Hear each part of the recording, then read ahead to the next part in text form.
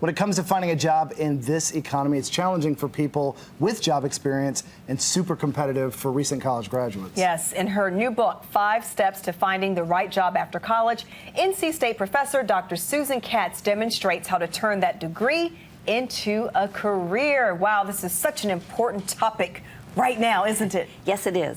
Okay, let's talk about how college graduates should treat their job search. Well, they really need to treat the job search as if it were their job. And by that, I mean get up in the morning and start thinking about what you need to do that day and work at it for 8 hours a day, 5 days a week, and then take a break, take the weekend off, spend some time with your friends, have some fun, but Monday morning go back to that job search. So I've heard Valanda talking about her niece and talking about an elevator speech, and you address that in your book. Yes. What is an elevator speech? An elevator speech is a very brief, very quick little speech that you can give that you're going to practice till you can say it really quickly, but that tells someone exactly what it is that you can do or would like to do, tells a little bit about your skills and your strengths. The idea behind it is that if you happen to find yourself in an elevator with an important person, with someone who might have a job opening or someplace where you're interviewing, that you could quickly tell them who you are,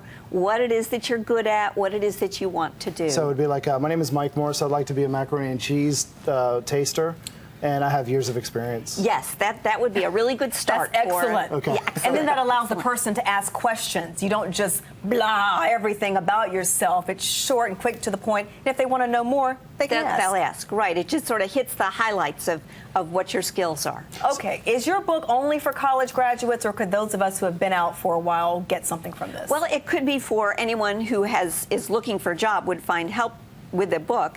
It also is for people who are just starting college, because there's a lot of tips in the book that will tell you how to make the most of your college years.